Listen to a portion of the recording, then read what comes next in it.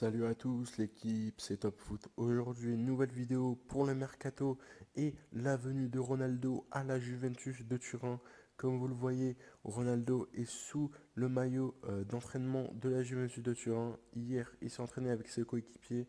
Donc là, vous le voyez, et vous le voyez ici avec ses coéquipiers, soit Douglas Costa, Gonzalo Higuaín, qui va peut-être partir au Milan AC. On va voir juste ça juste après.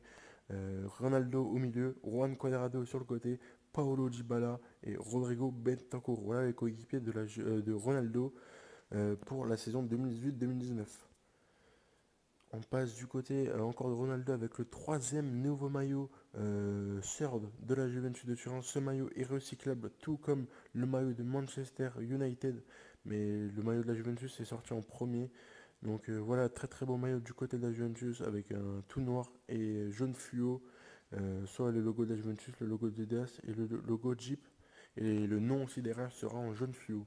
Donc là, très beau maillot du côté de la Juventus de Turin. Peut-être que je vais l'acheter. Donc maintenant on passe du côté des mercato avec le PSG. Tuchel vu une recrue XXL, le club déjeune. Les dirigeants du PSG semblent avoir accéléré subitement pour s'attacher les services de Jérôme Boateng, Bayern Munich. Qu'on se le dise, l'entraîneur du PSG, Thomas Tuchel, n'a pas l'intention de se laisser marcher sur les pieds en matière de recrutement. Selon le site quotidien Le Parisien, le coach allemand a trop envie de pouvoir s'appuyer sur le nouveau défenseur central cette saison. Il s'agit de l'international germanique Jérôme Boateng et qui se contrat au Bayern Munich jusqu'au 30 juin 2021. Satisfait de l'apport de Trio Thiago Silva, Marquinhos, Presnel Kimpembe, Tuchel juge qu'il a besoin d'un quatrième homme fort au poste de défenseur central. Histoire d'avoir plus d'options en cas de besoin, blessure, méforme, changement tactique.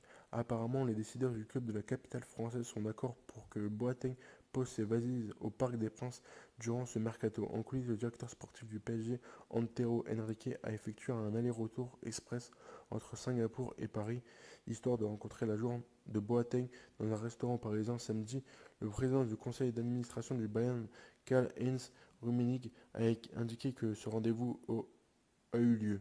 Le Bayern veut un gros chèque pour Boateng. Cependant, il a ajouté n'avoir aucun contact avec ses homologues parisiens, mais toujours d'après le Parisien, ce dossier devrait s'accélérer rapidement, étant donné que Tuchel tient à tout prix à pouvoir s'appuyer sur son compatriote allemand. Sur le plan financier, le président Nasser Al-Khelaifi et le directeur sportif Antero Henrique ne sont pas enclins à payer 50 millions d'euros au Bayern. Ils vont faire le maximum en coulisses pour que les pensionnaire de l'Allianz Arena revoit ses exigences à la baisse. Au final, l'affaire pourrait être bouclée avec la clé d'une indemnité de transfert de 40 à 45 millions d'euros. Donc voilà, peut-être que Jérôme Boateng arrivera au PSG dans quelques jours, même voire quelques heures, on en saura plus. Et le prix sera fixé entre 40 et 45 millions d'euros pour Boateng. Donc maintenant on va du côté de l'AC Milan et de la Juventus de Turin. Réunion terminée entre Leonardo et la Juventus. Gonzalo Higuaín devrait signer au Milan AC. Voilà, comme je vous ai dit avec la photo de Ronaldo et tous ses coéquipiers, je vous ai dit que Gonzalo Higuaín normalement devrait signer au Milan AC. Il ne manque plus que la signature et la communication officielle, mais hormis un bouleversement, Gonzalo Higuaín sera dans les prochaines heures un joueur de Milan AC. La rencontre entre les dirigeants de la Juventus et Leonardo s'est achevée en toute tranquillité à Casa Milan, tandis que Pipita se rendrait à Continassa pour s'entraîner. Marotta et Paratici rencontrent actuellement l'agent et deux frères Nicolas Higuaín, afin de peaufiner sur certaines indemnités de départ. Nous vous tenons informés sur l'évolution de cette situation. Moi, en tout cas, je vais vous tenir informé parce que c'est vrai que ça va être un gros coup. Ça, si l'AC Milan achète Gonzalo Higuaín, ça va être vraiment un très très gros coup pour eux.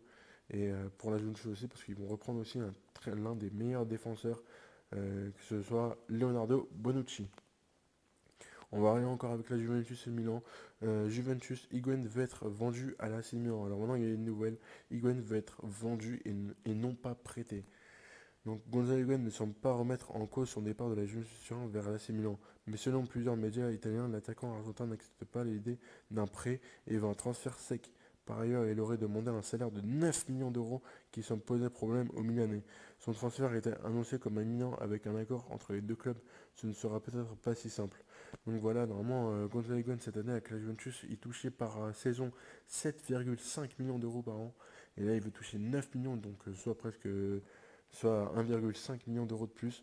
Donc c'est vraiment énorme. Donc déjà que Juventus ne pouvait pas. Alors est-ce que le Milan pourra Parce que le Juventus aussi, ils ont Ronaldo aussi à payer. Ronaldo qui coûte 30 millions d'euros par saison. Mais Milan n'ont pas un joueur qui coûte 30 millions d'euros par saison. Donc pourquoi pas voir Higuaín au Milan. Et du coup, maintenant, on va partir, on va finir le mercato avec ça, parce que c'est que les nouveautés que j'ai eues. Donc, maintenant, on va aller du côté de l'International Champions Cup avec les matchs qui a eu lieu cette nuit. On va aller du côté avec le Manchester United et le Real Madrid.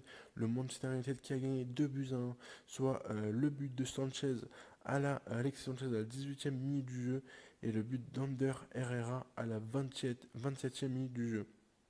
Et du côté du Real, c'était à la 45e minute du jeu, plus 3 minutes, Karim Benzema à 2-1. Donc si on voit, les tirs, 6 tirs pour Manchester United, 15 tirs pour le Real Madrid. Il y en a 3 tirs, 3 tirs. Possession, pour c'était pas beaucoup pour le Manchester United, mais ils ont quand même réussi à gagner ce match. Passe 309 743. Bon, c'est vrai qu'après, du côté des statistiques, c'est plutôt le Real Madrid qui gagne, mais du côté des buts, c'est Manchester United qui a gagné ce match. On va aller du côté maintenant de Tottenham et de Milan. Le Tottenham qui a gagné 1-0 avec le but de Nkundu à la 47e minute du jeu. Donc voilà les statistiques aussi. 5 tirs pour le Tottenham, 16 tirs pour l'AC Milan. 16 tirs et même pas un but pour le Milan, c'est un peu chaud. 3 tirs cadrés, 5 tirs cadrés, 56-44. 559 passes pour Tottenham, 441 passes pour l'AC Milan. Donc on voit 14 fautes, 12 fautes. Voilà. Donc 1-0 pour le Tottenham Hotspur. Maintenant on va aller du côté du Barcelone et Roma, là où c'était vraiment très très chaud avec Malcolm. Malcolm qui a mis aussi un but. On voit premier but du Barça 1-0 avec Rafinha. Deuxième but de l'AS Rome 1-1 avec le deuxième but de l'AS Rome El Shaarawy, ça fait un partout. Malcolm qui met le but à la 49e minute du jeu, donc 2-1. 2-1.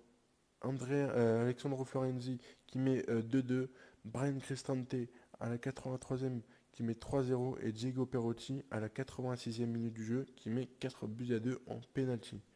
Donc on voit les tirs, 21 tirs du côté du Barça, 13 tirs du côté de l'AS Rome, 7 tirs cadrés, 6 tirs cadrés, 66-30%, 706, 297. Donc voilà. Et l'AS Rome a réussi à s'imposer et voilà, a réussi à s'imposer contre le Barça. Déjà la deuxième fois que l'AS Rome s'impose contre le Barça. Là on va aller du côté voilà, en tout cas c'est fini. Donc aujourd'hui il y aura des autres matchs avec l'Arsenal Chelsea aujourd'hui à 21h05 et aujourd'hui encore à Benfica Lyon. Voilà, en tout cas on va voir juste les classements. Les classements Tottenham qui est premier avec 7 points. Dortmund qui est 6 points, Liverpool 7 points, non attends que je dis, 7 points, 7 points, 6 points, 5 points, 5 points, 5 points, 5 points pour Arsenal, 4 points pour Benfica, 3 points pour Bayern, 3 points pour Roma, Manchester City 3 points, PSG 3 points, Chelsea 2 points, Atletico Madrid 2 points, Barça 2 points, Inter 1 point, Milan 1 point, Lyon 0 points et Real 0 points.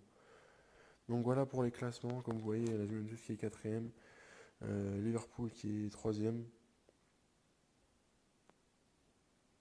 Dortmund qui est 2ème et Tottenham qui est premier avec le même nombre de points que Dortmund.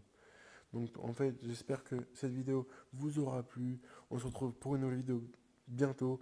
En tout cas c'est Top Foot. Prenez soin de vous.